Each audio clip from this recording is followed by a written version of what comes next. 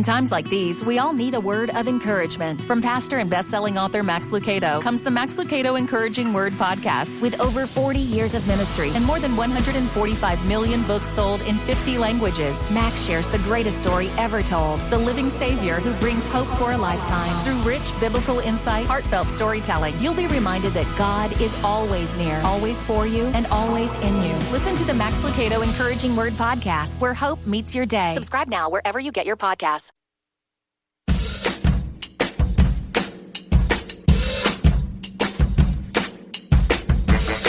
One of these men is a highly respected New York attorney, Lucas A. Ferrara. The other is a self-proclaimed man of the people, known as Mert Roberts. Their aim is to discuss the hottest issues impacting our city, state, and nation. Fasten your seatbelt. Shake it off with Mert and Lucas. Live starts now on AM 970. The Answer.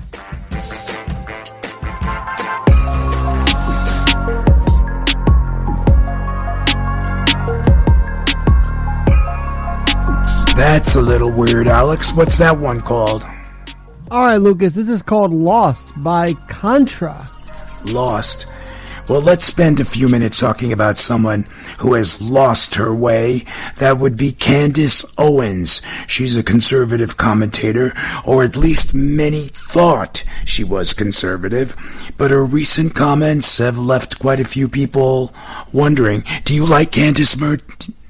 Are you a Candace fan? You know, I don't have a problem with what she does because I understand how you get clicks and views.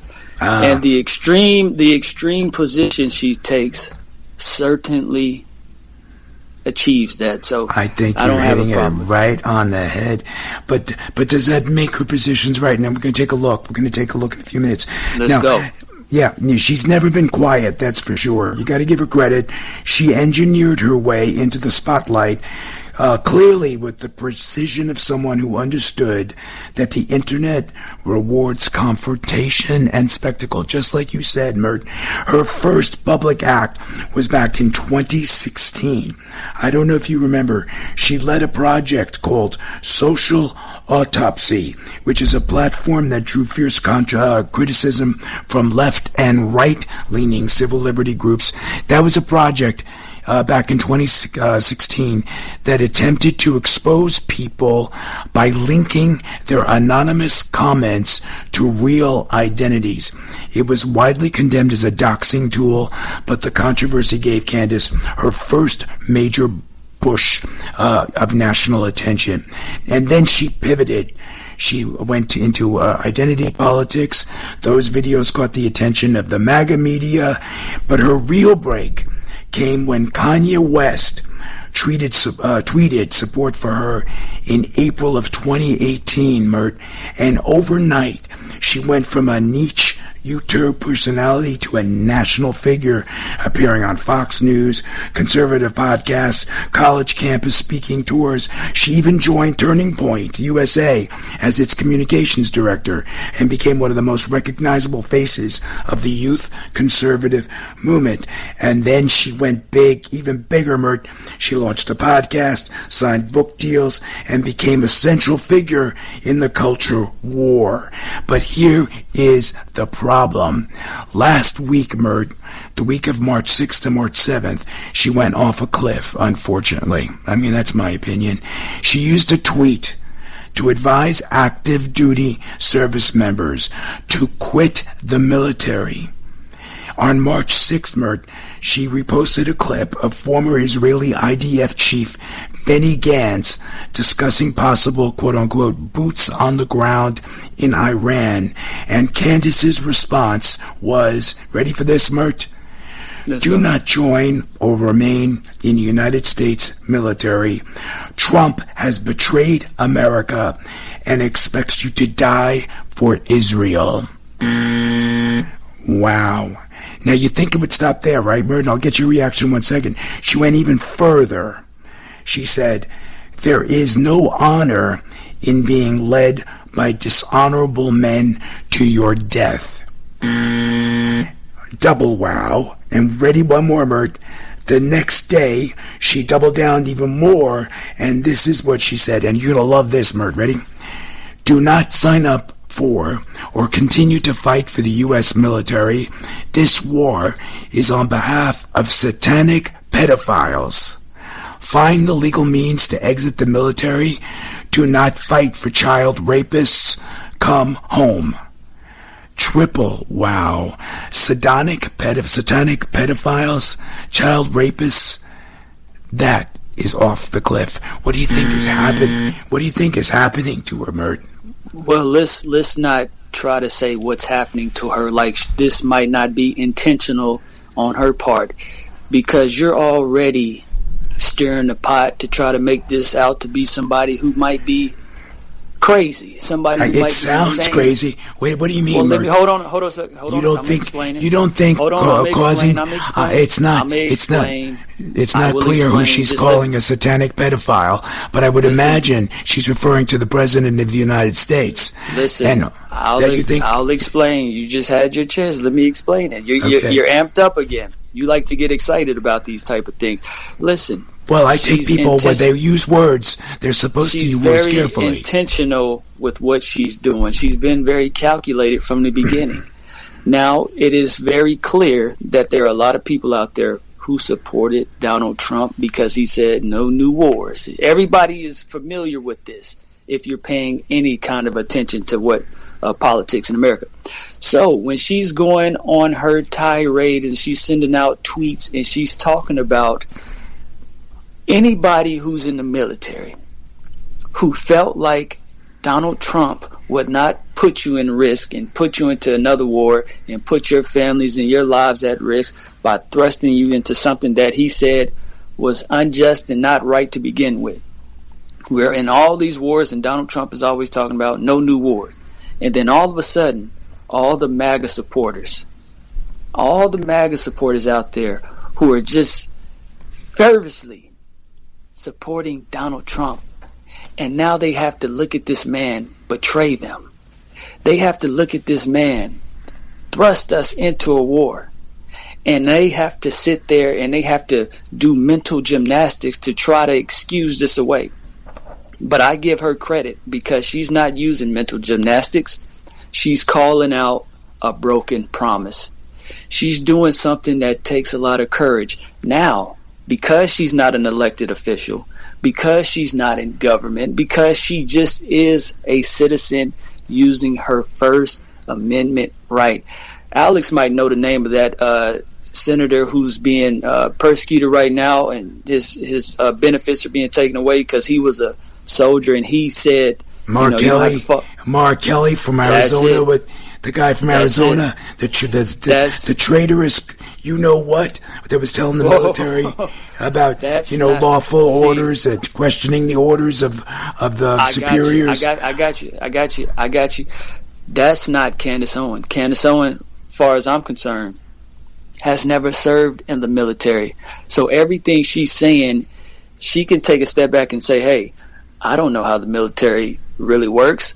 I'm giving an opinion. This is what I feel. I feel like I've been betrayed by the United States by Donald Trump. I feel like if you're a soldier and you supported Donald Trump, she said one thing that I give her respect for, because you should appreciate this. She said, if you can find a legal remedy to get out of service, you should do that. She didn't say, but it's a ridiculous statement. First off, I want to compliment you. If she had phrased the issue the way you did, broken promises and he taking us into a war, in which, by the way, last week when we were talking about Iran, you didn't seem to have much of a big problem when I was raising issues of transparency. But I won't thrust into a war. That's for sure. Yeah, I mean, Dave and Alex is wondering about this duplicity from Mert Roberts today. But seriously, had she phrased it the way you did, Mert, I would have no problem, because I could see the broken promise, argument. But that's not what she said. She was saying this war is on behalf of satanic pedophiles. Find the legal means to exit the military. Do not fight for child rapists. Come on, Mert. What kind of... That's clearly sensationalistic. That's clearly nonsense. Okay? Listen. Now, I agree. Well, she has the right. She has the right to say whatever she wants, but that's nonsense. That's gobbledygook. Let's talk about this because you have one perspective, but guess what? You don't get to dictate to old Mert what my perspective is, and that's what you're trying to do. You're wrong. Kind of like a You're lost. See why we started off with the song "Lost," Alex? Because even Mert Roberts is lost. He's lost. You're like a bulldog in a sense. Bulldog. Yeah, who's calling me a dog? You're okay with the satanic pedophiles and calling people child rapists, and you have no problem with. I think that's disgraceful. That's not. That's not commentary. That's not analysis. That's an insult.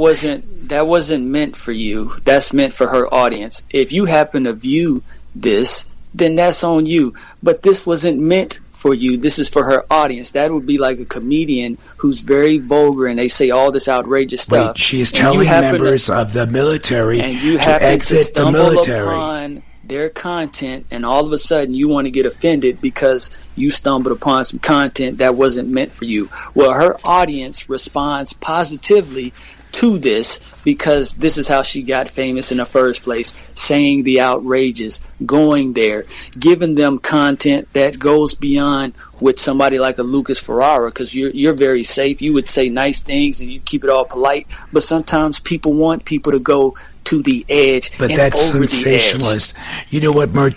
Yes, and that I has think made you're right. her a very popular and wealthy woman. Wealthy, and that's also gotten her sued, by the First Lady of France, Macron, because she basically called Macron, whatever her name is, a man. She's being sued for that. Sometimes when you go over the top, Mert, there are consequences. So while she may get the ratings, while she may be, making some money, Brigitte Macron, who's the First Lady of France, she kept saying that the woman was really a man. Okay, that without evidence, by the way, she kept calling the First Lady of France a man.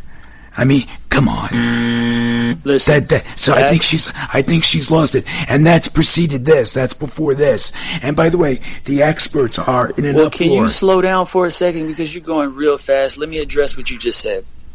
Once again, she is not a politician. She is a private citizen. She's a commentator. She's a commentator. She has a responsibility to make statements that are responsible, not to make up you know what out of the you know what part of her backside.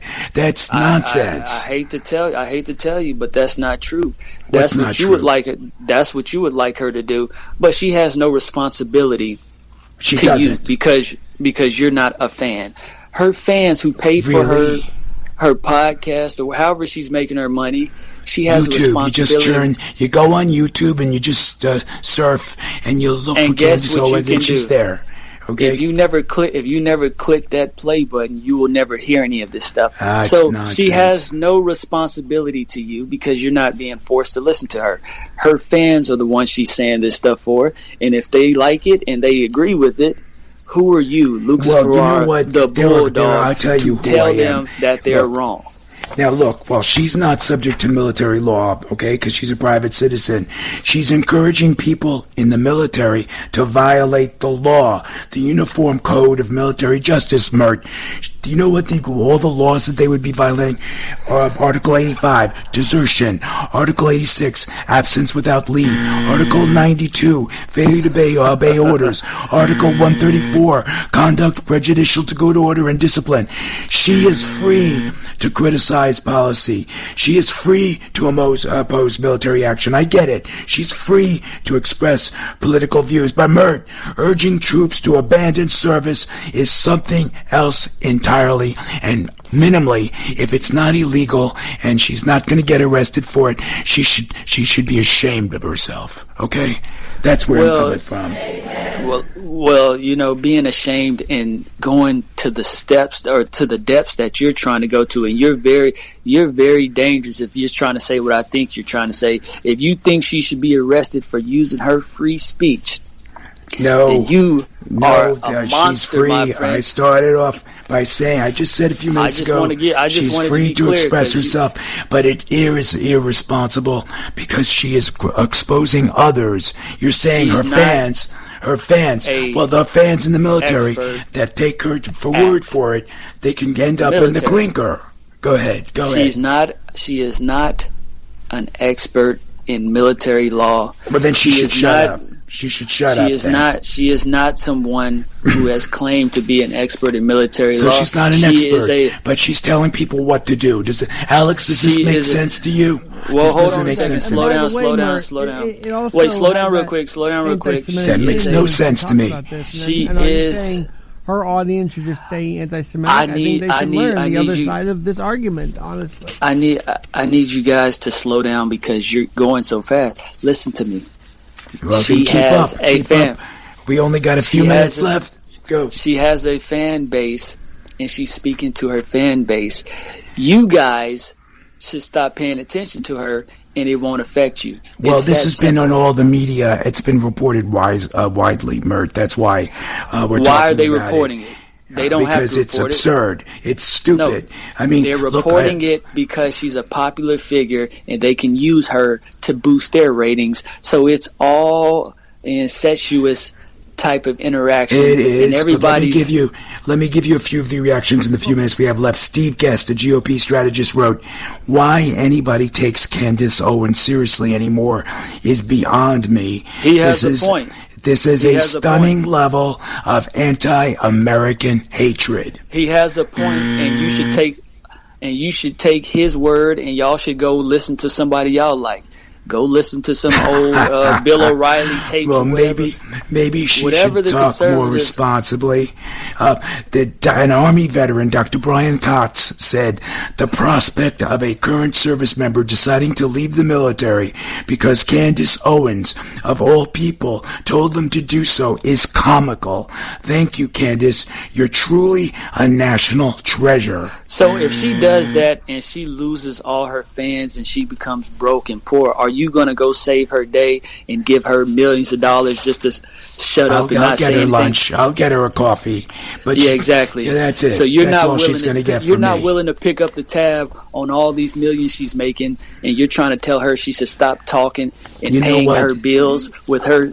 Come on, you're not going to get away with that. Mert, if all we did was say sensationalistic crap and that made us millions, I would still be ashamed. All right? No, because you got to be gifted. I have to be true to myself. I have to be true to myself.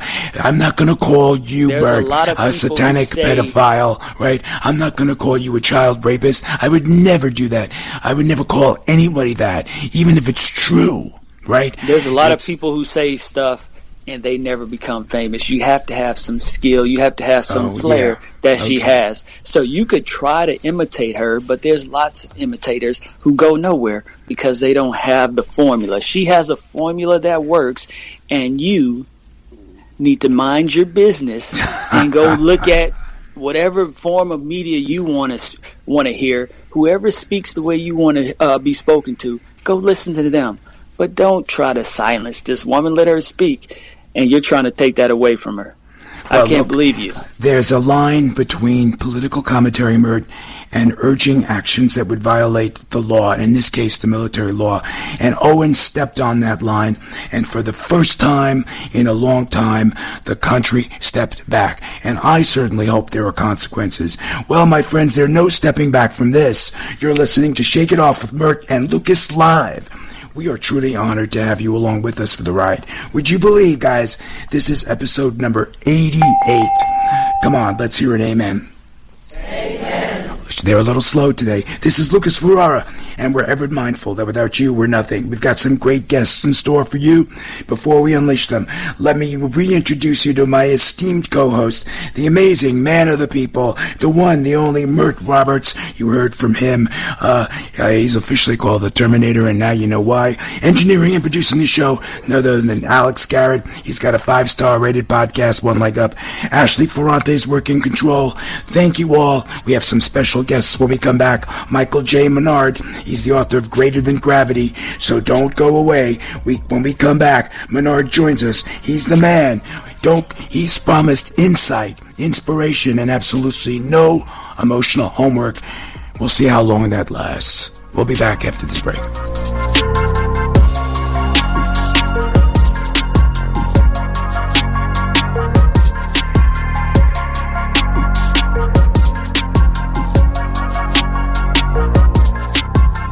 In his 25th anniversary of September 11th, the Tunnel to Towers Foundation continues to honor America's heroes. The foundation created veterans' villages that stand as a beacon of hope for those who have sacrificed everything for our nation. These communities are committed to helping veterans achieve stability and independence by providing safe housing and personalized services tailored to their needs. Residents find support, dignity, and a sense of belonging among others who truly understand the meaning of service and sacrifice. Tunnel to Towers and its supporters believe no veteran should ever be left behind. Through the Homeless Veteran Program, Veterans Villages, and the National Case Management Network, the foundation has provided housing and supported services to more than 17,000 veterans nationwide. Donate $11 monthly and amplify your impact with a car or land donation. Head to T2T.org. That's T2T.org. Over the last 30 years, Newman Ferrara, a New York City law firm, has evolved into a national practice focused on real estate, commercial, litigation, civil rights, class actions, and other complex litigation, representing many of the city's largest property owners, managing agents, and thousands of tenants. Newman Ferrara handles some of the nation's most significant class actions and civil rights matters. Newman Ferrara at 1250 Broadway in New York City. Go online to NewmanFerrara.com. That's NewmanFerrara.com. Listen to the firm's name partner, Lucas Ferrara, every Saturday at 10 a.m. on Dottie Herman's longest-running real estate radio program, Eye on Real Estate, on AM 970. A real estate lawyer for 35 years, Lucas is a professor at New York Law School and is also a published author with books on real estate and New York's landlord-tenant law. Tune in Saturdays at 10 a.m. to hear Lucas's unique perspective and advice on Eye on Real Estate. Hey, it's Mike Gallagher. I want to personally invite you to join me along with the great Scott Jennings for a powerful week on the Gulf of America cruise, November 14th through the 21st, 2026. We'll cruise through crystal blue waters, visit incredible ports like Half Moon Cay and Cozumel, and enjoy the first-class hospitality of a luxurious cruise ship. All week long, you'll have time to meet with us. The meet and greets, the photo ops, the Q&A sessions, and the chance to hear behind-the-scenes stories you'll never hear on air. You'll also be immersed in inspiring keynotes and in-depth sessions as we enjoy real connection designed to strengthen your resolve as we mark the 250th anniversary of our great nation. Don't miss this. Sign up today. We look forward to cruising the Caribbean with like-minded patriots who care deeply about our country. Reserve your stateroom now. Text the keyword cruise to 94878. Just text the word cruise to 94878 or visit MikeOnline.com. That's MikeOnline.com. Click on the Gulf of America cruise banner and we'll see you there. We are the keepers of the wild, America's original and most invested conservationists. For more than 80 years, we've been committed to conserving wildlife and the natural landscapes that define our nation. From rugged alpine ridgelines to peaceful tall grass prairies, we've supported the conservation of more than 36 million acres of American wildlands. Our funding has led to cleaner water, fresher air, and improved wildlife habitat. From abundant fish and waterfowl populations to robust deer and elk herds, nothing is more important than maintaining wild spaces for adventurers to explore and wildlife to thrive. We are America's hunters and target shooters, stewards of the American outdoors. America's hunters and target shooters, along with firearm, ammunition, and archery manufacturers, have invested more than $46 billion to help state fish and wildlife agencies manage and protect wildlife and wildlands across America. For more information, visit OutdoorStewards.org.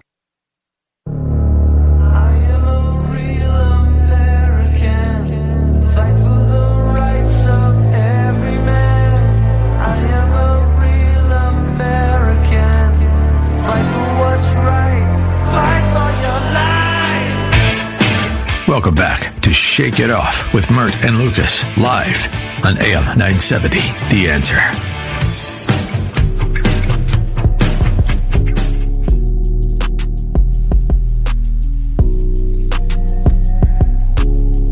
Interesting choice, Alex. What's that one called? All right, a little low-key. It's called Sad by Brie Vaughn. Don't be sad. And if you are, Alex, our next guest will help you. Michael J. Menard's journey from trauma survivor to the man who exposed the United States' leading cause of death marks one of the most significant discoveries in modern public health. Born into a family of 14 kids in Kankakee, Illinois. I'm not sure if I got that right. Menard learned early on that survival required both resilience and innovation. As VP of Engineering at Johnson & Johnson, his 14 patents transformed global manufacturing. So one of 14 kids, and he's got 14 patents. We got to put the money down on number 14, guys. His problem solving has been sought by the expertise has been sought by the United Nations, NASA, and Fortune 100 companies like Coca-Cola and Pfizer. He's the founder of United Against Childhood Trauma and the best-selling author of 4 books. He's joining us today to talk about his latest book, Greater Than Gravity, which digs into the long shadow of childhood trauma, and he shows how understanding it can change the way we live, lead, and love. Welcome to the program, Michael. Thank you very much. I'm happy to be here. Hey, Michael, your research reveals that childhood trauma kills about 889 Americans every day. Do I get that right? Did I get that right? Yes, you did. And actually, it's on the conservative side, but rather than argue with the experts, I decided to take the number that still proves the point. But how has this been hiding in plain sight? That's a significant number. I asked myself the question. I don't know. I'm 74, had a great career, and just discovered when I decided to write my memoir 4 or 5 years ago that what I had experienced was childhood trauma, and I just thought it was a rough childhood. But I lost brothers to heroin. I've got others that are crumbling under the life's pressure of childhood trauma and how it manifests itself. So the reality is that we and the world have been counting bodies wrong. And I know that sounds gross, but give you a very personal example. 2 years ago, my brother-in-law, a brother-in-law of 50 years, took his life with a gun by suicide. Oh, I'm sorry. And when they did the autopsy, they found that his brain was the size and the color of a 120-year-old man. Now, I knew his childhood. He had the worst of childhood. And when I asked the coroner, well, how did this happen? He said, well, what was his childhood like? And I told him, he says, well, yeah, his thermostat was broken as a child, and the cortisol continues to run through his body and destroys his organs, his immune system, and kills mitochondria in the brain. So it causes an early death. And I said, how many people know this? He said, no, not many. So his birth certificate said death by suicide, by gunshot wound. But you mean the death certificate, not the birth certificate, right? I'm sorry, death certificate. It should have said death by childhood trauma. That bullet, the trigger was pulled when he was 8 years old. And Lucas, it changes everything. There's 200 people a day that kill themselves because of the unbearable pain of childhood trauma. Well, before Mert wants to ask you a question, Mike, but can we define what childhood trauma is? Sure. I would think living with 14 kids, brothers and sisters in Kankakee, is that Kankakee, Illinois? Yeah. That would be traumatic in and of itself. No? Well, no, it wasn't. I mean, it was beautiful in and of itself. The love and the growing up as a close and having all these friends as brothers and sisters, beautiful thing. But poverty brings its own trauma, and my father was shaped by his trauma, and that was really the issue. He brought that disability and his rage and fight with alcohol into our home, which caused the understood. And it's very common. That's very common. We hear that a lot. It's very common, is right. Yeah. Well, what is trauma? Can we define it? Can we define it? Yeah. So there's a lot of misconceptions, and it's very important that you and the listeners understand what it is. There are 10 types of childhood trauma, classic childhood trauma, that the words are that leave a mark, that create damage in the child. And you know all of them. I mean, they're pretty basic. It's emotional neglect. It's physical neglect. So, being shamed, being put down, even though you're not beaten, it damages just as much as if you were beaten. Going without food. So I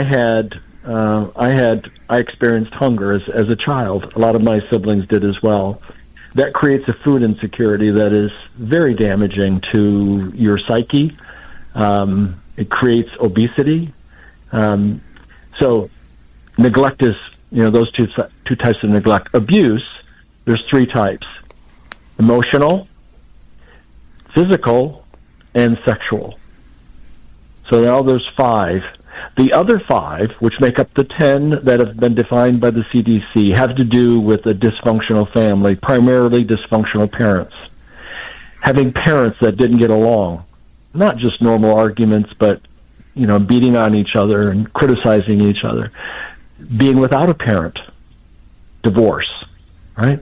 Having one of the 2 parents or both suffering from addiction or suffering from mental illness, or one of them having been incarcerated.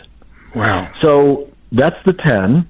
And then, Michael, we're all suffering from trauma, childhood trauma then, because I think I could check off a couple of those for sure. Well, of course. And, the data that's in the book that you mentioned, it gives... Greater than gravity? You're referring to greater than gravity. Right. Yeah.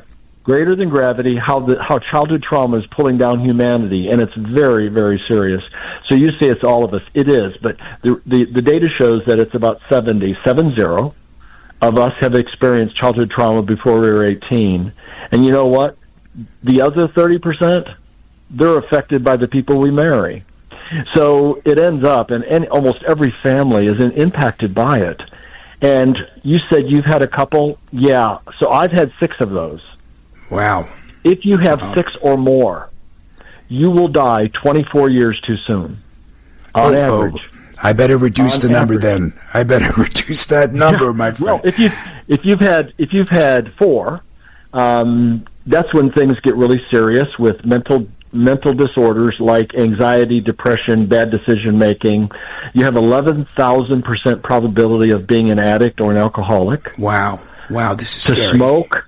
Early pregnancy, metabolic disease, because as soon as you get, what happens is this flows of cortisol, they destroy the mitochondria in the brain, which is the power cells, right? The power of each of our cells. And when that happens, we get disorders. And those disorders automatically create pathways for metabolic disease.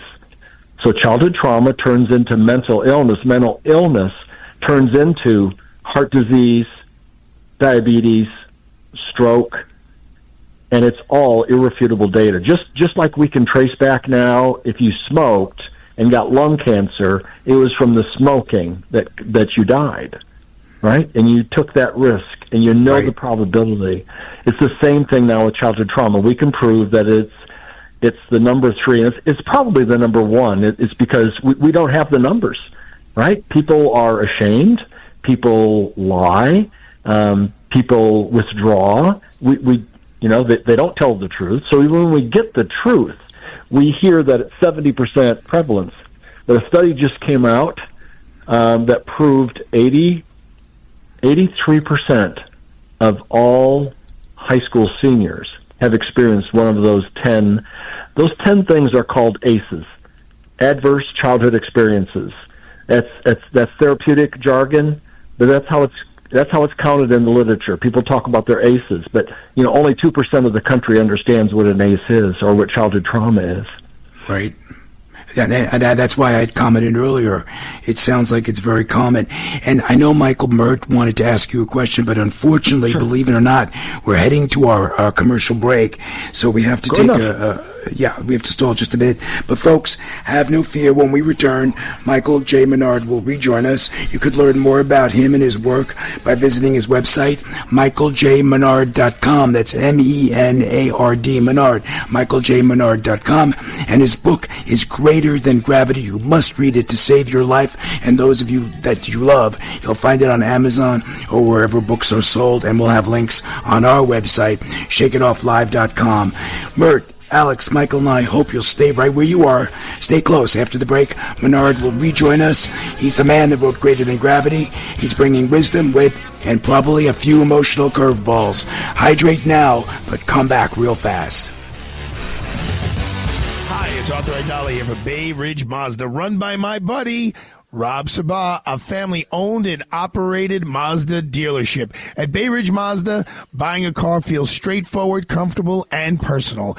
Their team takes the time to understand what matters most to you, your budget, your lifestyle, and how you really drive. They offer a great selection of new Mazdas, along with a wide range of high-quality pre-owned vehicles, all fully inspected and ready for the road. And when you call or text, you won't reach a call center. You'll speak with someone right there at the dealership, focused on helping you find the right fit. Bay Ridge Mazda, where every customer gets a real conversation and a clear path forward.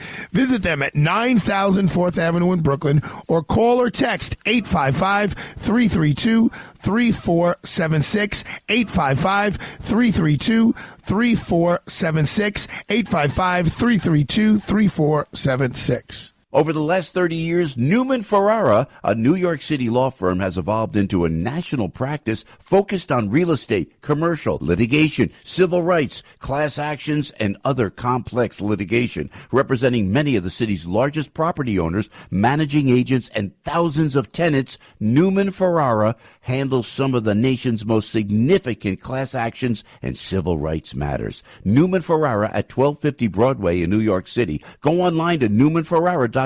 That's newmanferrara.com. Listen to the firm's name partner, Lucas Ferrara, every Saturday at 10 a.m. on Dottie Herman's longest-running real estate radio program, Eye on Real Estate, on AM 970. A real estate lawyer for 35 years, Lucas is a professor at New York Law School and is also a published author with books on real estate and New York's landlord-tenant law. Tune in Saturdays at 10 a.m. to hear Lucas's unique perspective and advice on Eye on Real Estate. My name is Emma. I am 13 years old. 6 years ago, I was injured in a car accident that left me paralyzed from the waist down. Once I completed rehab, my mom applied for a canine companion service dog. Last January, I finally got to meet my service dog, Marcia. We quickly developed a very strong bond. Together, we go to my horseback riding lessons, school band practice, swim meets, and archery classes. Together, we pick vegetables, and we like to cut flowers. I love Marcia. She makes me feel like together we can do anything. I can't imagine life without her. She's a part of the family. We are just one of the thousands of teams Canine Companions has paired together over the past 50 years. With your help, we can continue for another 50. Visit canine.org to see the many ways you can change lives. I can tell that we are gonna be friends. I love bringing you products that improve your life. Well, this product can save a life. Hey, it's Joe Piscopo. You know, there are approximately 5,000 choking deaths in the U.S. each year. One child dies every 5 days from choking. The solution is called LifeVac. My dear friend Arthur Lee is the founder, CEO, and inventor of LifeVac. It's a simple rescue device that can change your child's life in a choking emergency. It's non-invasive and easy to use. If you have a young child in your family, I strongly recommend you visit the LifeVac website at lifevac.net. That's LIFEVAC.net. View the videos demonstrating its ease of use. LifeVac works in 3 simple steps: place, push, and pull. The LifeVac device dislodges the obstruction and suctions out the food or object. It's that simple. LifeVac.net, made in the USA and FDA registered. AM 970, The Answer.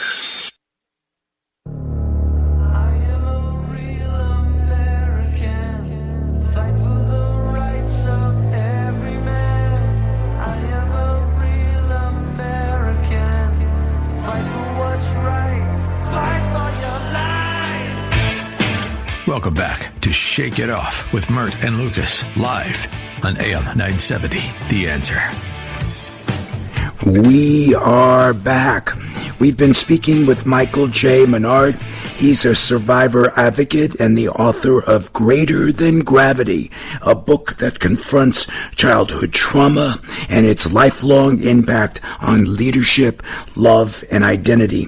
Now, Michael uses his platform as a speaker and educator to push for systemic change and to deepen public understanding of trauma's hidden costs. You can learn more about Michael and his work by visiting his website. That's michaeljmenard.com. That's michaeljmenard.com. You'll find his book, Greater Than Gravity, on Amazon or wherever books are sold. And of course, we'll have the links posted on our website, shakeitofflive.com. Very serious stuff, Michael. I know my colleague Mert has been waiting in the wings to ask you a question. Go ahead, my friend. Well, you know what? I'm not sure. Maybe I should just let you continue because you seem to be very connected to this topic. Because I usually, I have a very much more prominent role. But I noticed, Lucas, that you're deeply connected to this topic. Why, you don't have any aces? I bet you've got like a dozen of them. I bet you've got a dozen, and you just don't want to talk about them. How about that? I usually get a few questions out, but I'm really interested in. Because I feel like I had a great childhood, so I have a hard time relating. I'm happy for you. Yeah. And I'm realistic to understand that that's not everybody's experience. So the type of questions that the question I'd like to ask you is, what is it that we can really do for individuals who suffer? Because things that come to my mind include, well, if the government comes in and just takes over these children. But then you get into a bunch of problems with that. Then if it's happen. Right. So it's like, what are we? Do we just have to wait until you reach adulthood until we can correct these? Because it's really a difficult thing to tell somebody who's going through something. All right, get out of your situation. They really don't have power to do that. So you almost are in your adult. Yeah, go ahead. If you tell someone who's suffering to just gotta get out of your head, get out of your own way, all you're doing is reshaming and re-traumatizing them. Because if they could, they would. So let me try to answer the big question. I mean, the question I ask you is, what the hell can we do? This is be clear. This is the greatest public health threat ever to humanity. So 900 people are dying per day. It's the cause of most addiction. It's the number one cause of suicide and the number one cause of incarceration. So if you think of the ills of society, if we could eliminate childhood trauma and everyone have the childhood that you had, we would eliminate almost all of society's ills. So, I'm an advocate. I'm new to this. I'm an inventor. I've created new products, new industries. I connect dots. Well, I got to connect dots on my own life by looking inside for the first time. So I got to get back to what are we going to do? Just imagine that 180 million adults in America are suffering mildly or severely from childhood trauma. What are we going to do? The worst problem is that there's 50 million children in America that are being abused and experiencing childhood trauma every day. So we are a machine. We are creating it's generational trauma. And it's getting worse. What are we going to do? So based on what I found and what I'm trying to put out to the world, to hit the alarm button, so people like you and people, that's me, or that's my brother, or that's my neighbor, and they're going to realize that it's not, there's not something wrong with them. It's not about what's wrong with you. It's about what happened to you. So what are we going to do? I've created a nonprofit foundation that's going to try to take this monster down, and it's going to have 3 divisions. The first division is one of awareness. So this is part of awareness. That book that I wrote is part of awareness. And when we wake the world up, then the next thing we have to do is bring healing interventions. And there are healing interventions that work. Well, wait a minute. Wait for a second. But let me say this, because I've been around people who are dysfunctional, and the last thing they want you to do is to try to intervene in their dysfunction. You tell somebody who's an alcoholic, hey, put down the drink because your kids are there. What? They might do it, but then they might actually hit you over the head with the bottle that they're drinking out of. So the intervention aspect of this is what becomes difficult, because who are you to tell me how to raise my family, and you get into all those problems? You're absolutely right. But let me say it. Let me tell you what I think we should do, and what the answer is. First of all, let's be real. It's how many, of all the alcoholics in the United States, how many of them are going to be receptive to anything that changes their destiny? It's probably a small percentage. So that's a block. So that's something that's stopping us from helping them. But if I knew now, I'm sorry, let me say this. When I knew back then, when my brothers were putting needles in their arm and they died from it, if I knew then what I know now, they'd still be alive, and I believe that. And how do you talk to them? All the science is agreed. The head of theology and health at Duke University agrees that love is the beginning to healing. And if we can't exert genuine love to that individual and not judge them and not talk about tough love, which kills them, we've got to love them. And some we can save, some we will not save. But the effort has to be in prevention. We have to go upstream, and we have to teach parents, and we have to build society that nurtures children. In your opinion, let me ask you this: in your opinion, who should be responsible for trying to intervene? Because I could see situations where you don't have the resources to devote to your family member who might be struggling. So who should this responsibility go to? Matt, you are asking exactly the right questions, and everybody needs to know I did not give him these questions. So trust me, I don't even read the script. My vision is that we need to transform channels of healers. So a channel of healers, as an example, is our church. So in the state of Tennessee, where I live, there's 11,000 churches. The governor has agreed that we need to activate those 11,000 churches and teach them to do what Christ said we should do, is love and heal, not preach, not give more works, not shame. But the church doesn't understand. So they're re-traumatizing. People are bleeding in the pews. So imagine a world, it's a world I'm going to create, where we go in and we offer trauma-responsive certification for all faith leaders so that they understand the neurobiology of the sufferer. They understand that 70% of their congregation is suffering, and they create centers of healing where instead of going for married counseling or drug counseling, you go for childhood trauma recovery. And these counselors are trained how to do it. And if it's too severe of a case, then they can be referred to professional care of therapists who are expert in childhood trauma recovery. That's one channel. Think of the other channels, guys. Schools. Right now, Johnny misbehaves because Johnny's experiencing childhood trauma. He gets sent to the principal's office, gets shamed by sitting in the corner, or worse. Right? We need our teachers and our school counselors to understand the psychology of the suffering child, to identify it and intervene.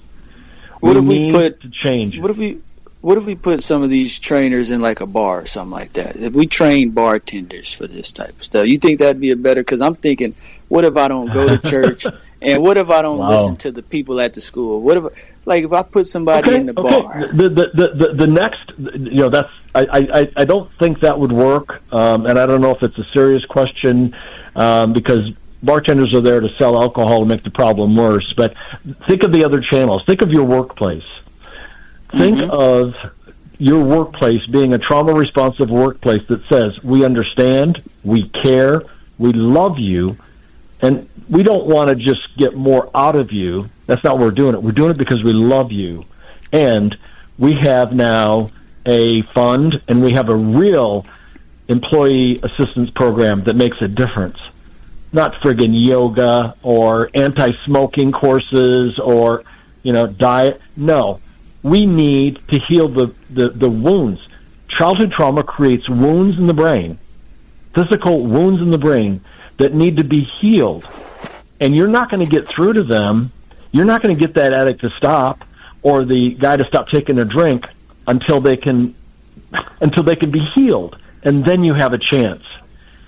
So corporations, right? All social workers, anyone who touches a child with a problem, they don't know what they're doing. They have no education. They don't understand it. They don't know how to, they can't help but re-traumatize. Our foster care system. Terrible. A child goes into foster care. We got 500,000 people in foster care. A child goes in, he gets rehomed 5 times in the first thousand days.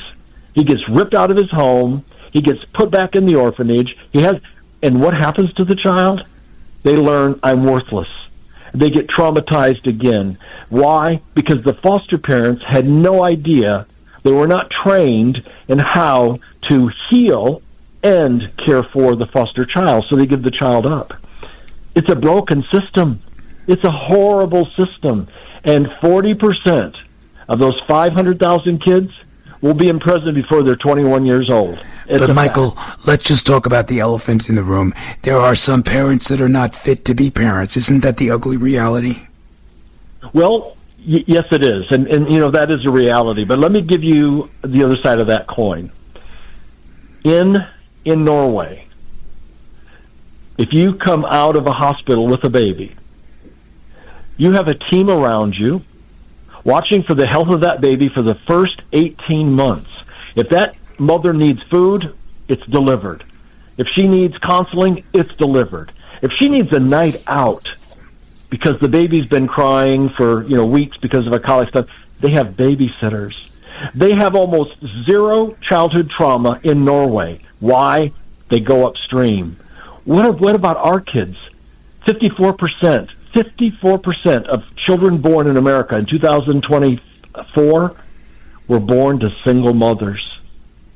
They walk into the house with trauma. They can't handle the load. And if they're working, who's watching the child? And when they get home, they're too tired to give the love and nurturing. If a child doesn't experience in the first 5 years a receptive face, the right food, the right love, the right medical attention, their brain gets wired for survival, and that cortisol starts to flow, and their decision centers get destroyed. I mean, it's a monster. So it truly is, and you're calling for a revamp of all social services that we're acquainted with, which is significant and very powerful. Before we go, Michael, I know our engineer producer had a quick question for you. Go ahead, Alex. Sure. How about bullying? I mean, I feel like that goes into childhood trauma, and you mentioned the schools. Can schools control the bullying or even stop it? I know they have so many campaigns, but it never seems to work. Yeah, it's because no one's taking it seriously. So I talked about the 10 types of trauma. There are 4 other types of trauma that are outside of the house, and bullying is number 1. So I didn't talk about it. It's included in my book, but it is the worst type, and that is emotional neglect or abuse. And so it destroys. It causes kids to end their life. So we need, in Norway, there's a 0 policy for bullying. If a child is accused of bullying, they get kicked out of the school for the rest of the year, as opposed to a slap on the wrist and having to go to, they don't even track it. They don't even take it seriously. We need to teach from kindergarten anti-bullying behavior. and unacceptable behavior. Amen. And Michael, would you believe, talking about bullying, we're running out of time. Believe it or not, you can learn more about Michael and his work by visiting his website, michaeljmenard.com. That's MENARD.com. You could find his book, Greater Than Gravity, on Amazon, wherever books are sold. And of course, we'll have the links posted on our website, shakeitofflive.com. This has been an amazing conversation, Michael. Thank you so much for joining us. Thank you. Thanks for having me. It's an honor. It's a pleasure. We'll be joined by Adam Swart after the break. He's the founder and CEO of Crowds on Demand. Ooh, that's going to be a serious one. So it's imperative you come back after the news. But once that's all done, Mert, Alex, Adam, along with the rest of the AM 970 team, including Ashley, will be waiting right here for you. We know you want it. We know you do. The preceding hour of programming, sponsored by Shake It Off Live, LLC. In times like these, we all need a word of encouragement. From pastor and best-selling author Max Lucado comes the Max Lucado Encouraging Word podcast. With over 40 years of ministry and more than 145 million books sold in 50 languages, Max shares the greatest story ever told, the living Savior who brings hope for a lifetime. Through rich biblical insight, heartfelt storytelling, you'll be reminded that God is always near, always for you, and always in you. Listen to the Max Lucado Encouraging Word podcast, where hope meets your day. Subscribe now wherever you get your podcasts.